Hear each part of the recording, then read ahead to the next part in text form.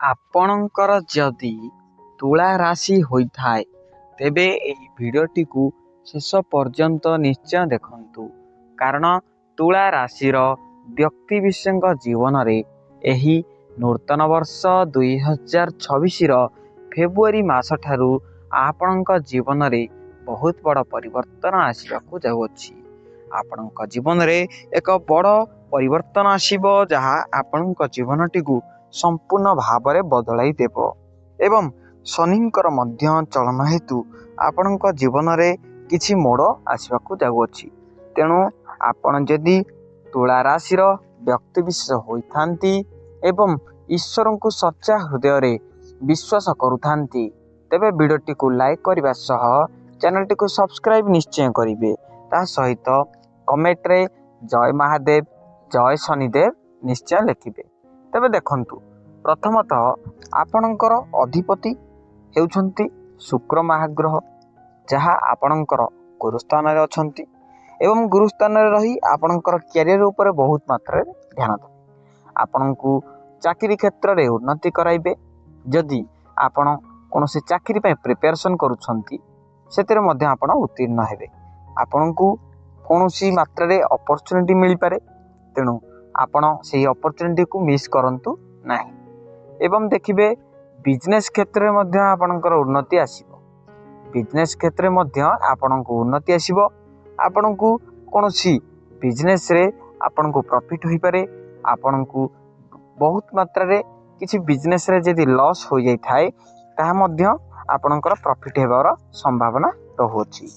ଏବଂ ଦେଖିବେ, ଆପଣ ଯଦି ନୂତନ ବିଜନେସ୍ ସହିତ ଆପଣ ଅନ୍ୟ କୌଣସି କାର୍ଯ୍ୟ କରୁଛନ୍ତି, ଆପଣଙ୍କର ମଧ୍ୟ ସେଥିରେ ପ୍ରଫିଟ୍ ନିଶ୍ଚିତ ଭାବରେ ହେବ।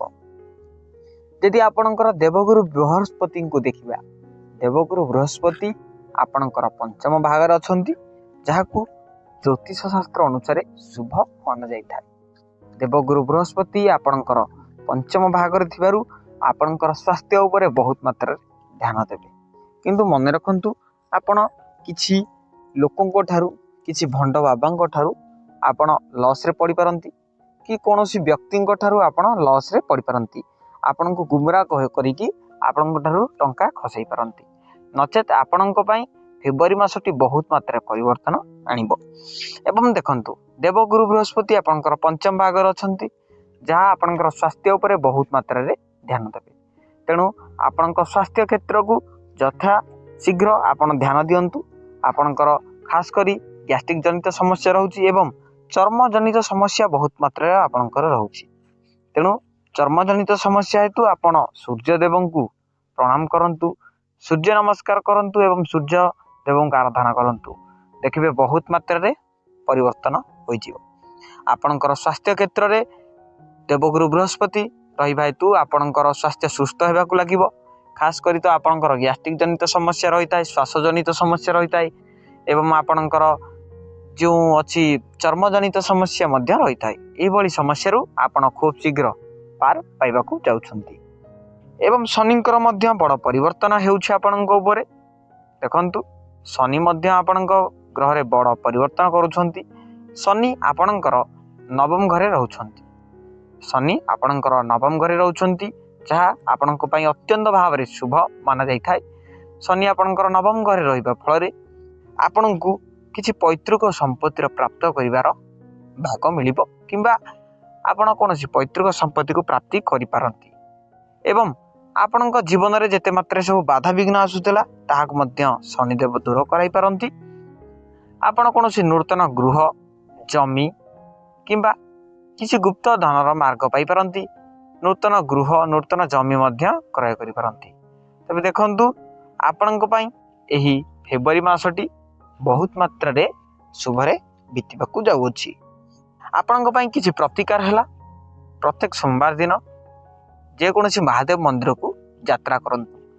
ପ୍ରତ୍ୟେକ ସୋମବାର ଦିନ ଯେକୌଣସି ମହାଦେବ ମନ୍ଦିରକୁ ଯାତ୍ରା କରନ୍ତୁ। ଦେଖିବେ ବହୁତ ମାତ୍ରାରେ ମଙ୍ଗଳ ଘଟିବ। ଏବଂ ଆପଣଙ୍କ ପାଇଁ ଶୁଭ ରଙ୍ଗ ହେଉଛି ଧଳା। ଶୁଭ ସମୟ ହେଉଛି 7:30ରୁ 8:30 ପର୍ଯ୍ୟନ୍ତ ଏବଂ ଶୁଭ ରଙ୍ଗ ହେଉଛି ଧଳା। ଶୁଭ ସମୟ 7:30ରୁ 8:30 ପର୍ଯ୍ୟନ୍ତ। ଶୁଭ ଦିନ ହେଉଛି ସୋମବାର। ତେଣୁ आज तो समय हो जाइछि आपण जदि तुला राशि व्यक्ति विश्व होइतांती एवं ईश्वर को सच्चा हृदय विश्वास करूथांती तेबे भिडियोटी को लाइक करने सह चैनल टी को सब्सक्राइब निश्चय करेंगे। रहुछि धन्यवाद। जय जगन्नाथ।